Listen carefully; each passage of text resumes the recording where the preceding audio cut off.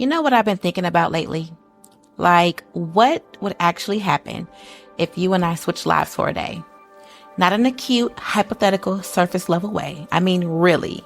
You wake up in my world and I wake up in yours. You take on my pressure, my pace, my responsibilities, my expectations, and I step into your world, your routines, your habits, your mindset, and your daily moves.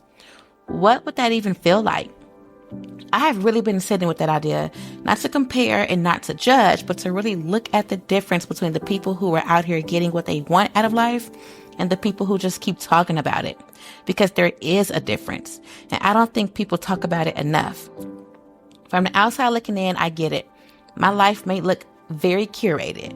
I know people are probably like, she travels a lot, she's glowing, she's dating well, she has a business, she's consistent with her podcast, she's living a very good life. And you know what? You're not wrong. I am living a really good life, but it's not because things magically aligned one day. It's not because I got lucky.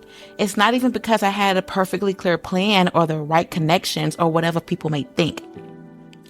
It's because I made a decision and then I backed it up with effort every single day.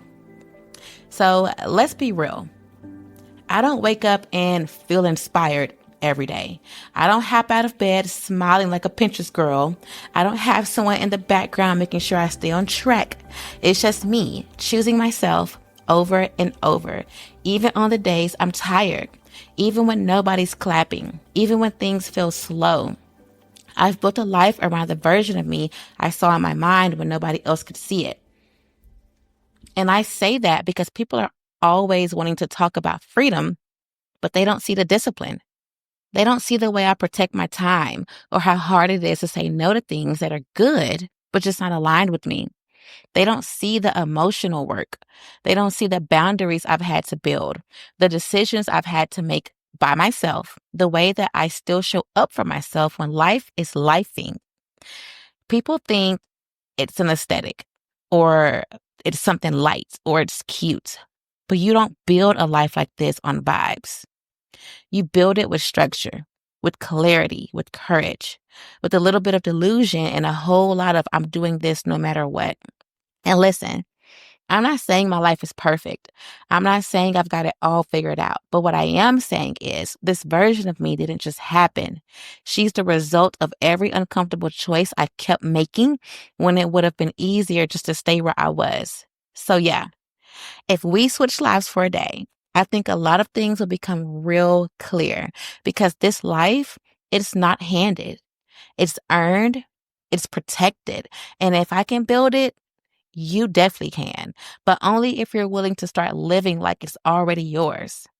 Real quick, if you're in a season where you're ready to get clear, shift direction, or start showing up like the version of you know you're growing into, I want to invite you to check out my other work over at Balance and Destiny. It's where I help people move through mindset blocks, create structure around their goals, and build real momentum in their lives with clarity and alignment at the center of it all. Whether you're building something new or getting back to yourself, you don't have to figure it out alone. You can learn more at www.balancedestiny.com. Now back to the episode. All right, so let's really walk through this. Let's say you wake up tomorrow and step into my life, not the cute little snapshot on Instagram, not the filtered everything's together version. I mean the real day-to-day of what it looks like to be me right now. First off, you're up early, walking my dog before the world really gets moving. He still needs to go out.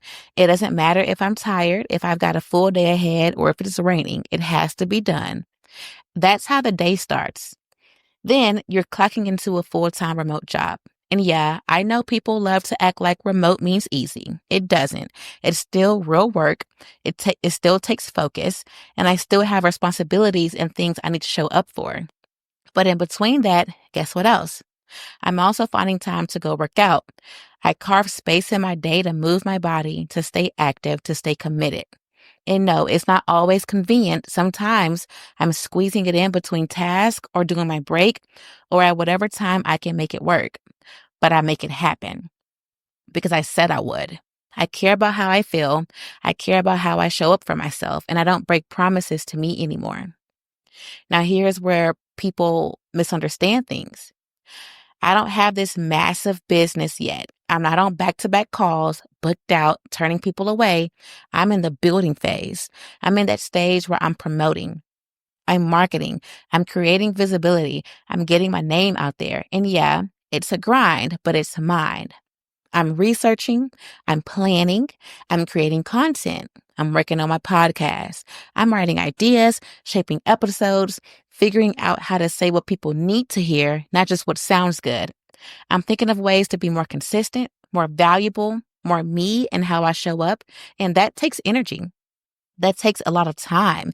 Even if the clients aren't knocking down the door yet, I'm still building like they will be because they will. The podcast is a huge part of that. It's not just a mic in a moment. It's content strategy. It's recording when I don't feel like it. It's editing. It's publishing. It's figuring out how to get it heard. It's being consistent when there's no applause, no viral moment. It's just faith. And yeah, I also still date. I still make time for myself. I still connect, but I'm not entertaining anything that drains me. I've worked way too hard to get back to myself to let anyone knock me off center again. If someone can't meet me at the level I'm holding myself to, they don't have access. Simple as that. So when people ask me, what makes you different? I don't overthink it. The answer is I'm disciplined. I'm hungry. I'm building something that doesn't even fully exist yet, and I'm showing up like it's already mine. And that's the part people don't always understand. They wait until it looks like something before they act like it's real. But me, I act like it's real now because it is. This is what a day in my life actually looks like. And no, it's not perfect, but it is intentional and it's being built. I'm designing it. I'm protecting it. And I've worked hard to get to a place where peace, purpose, power, and play can all coexist. I say that with sincerity because I know what it cost me to live like this. And when I say I don't take this life for granted, I mean that. Here's the part that might be hard to hear, or maybe it'll set you free. People who don't want more out of life, or people who don't crave all of it, honestly, they scare me a little bit. And I don't mean people who are at peace or genuinely content. That is beautiful. That's solid. And I respect that fully. I'm talking about the people who have clearly settled, who call it gratitude, but really it's just fear dressed up in calm energy. The ones who say, I'm good, I don't need all that. When deep down, it's not that they don't want it, it's that they don't believe it's possible for them. So instead of reaching for it, they reject it first. And that energy, that quiet fear pretending to be wisdom, that mindset will sneak up on you if you're not paying attention. And if you let it stay around for too long, you will start shrinking too. You will start convincing yourself that your dreams are too much or that your standards are unrealistic. You will start playing small just so life doesn't feel so heavy. But here's the catch. When you start watering everything down, your life gets lighter, yes, but so does your purpose. I'm not waking up every day just to manage my life. I wake up to grow, to stretch, to move the needle. I wake up to become more of who I'm meant to be, not just who I've already been. And the people who get what they want in life, they're not better than anyone. They're just consistent and they're clear. They don't wait for things to feel good. They don't need a hype song or a vision board moment every day. They just show up even when it's boring, even when it's heavy. They show up when no one's watching, not because it's sexy, but because they decided they were going to have the life they want. And now everything they do backs that up. That's how energy operates, y'all. And if I stepped into your life for a day, what would I see? Would I see habits that match what you say you want? Would I see your schedule reflecting your priorities or your fears? Would I see boundaries that protect your peace and your vision? Or would I see someone with massive potential stuck in routines they never even chose? They're just surviving through them. And listen, I'm not judging you. I've been there. I know what it feels like to be stuck in a life that looks fine but doesn't feel like you. I know what it's like to wait until Monday or next month or whenever the timing is better. And I know what it looks like to look around and think, is this really all there is? But I also know what it feels like to say, nah, I want something else. I know what it feels like to start choosing myself, to move different, to show up scared, but show up anyway. Because once you taste alignment, Like really taste what alignment truly is. Once you live even one day in your power, you can't go back to just surviving. It just doesn't hit the same, and it never will. So maybe this episode was never really about switching lives. Maybe it was about giving you a different lens, about holding up a mirror so you could actually see your life, see how you've been moving, and see what you've been calling fine that's actually just you settling. Because you're not out of time. You're not too far gone. You're not waiting on anything other than a decision. That's it, and that's the difference. It's not luck. It's not having more time or more money. It's just you deciding to stop coasting, to stop doing life halfway, to stop waking up with no fire and calling it peace. This life I've built is beautiful, yes, but it's not always easy. It's intentional and it's uncomfortable and it's damn demanding. But it's mine and I built it on purpose and I maintain it on purpose also.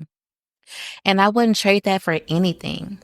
And if something I said today hit you in the chest, if something made you sit up a little straighter or exhale a little deeper, that's not jealousy, that's not comparison. That's your higher self trying to tap you on the shoulder like, hey, we could live like this too. You just have to stop ignoring me. So I'll ask you again, what are you really waiting for? Let's stop surviving. Let's stop calling it peace when it's actually fear. Let's stop settling just because it's familiar. You can want it all and you can have it all.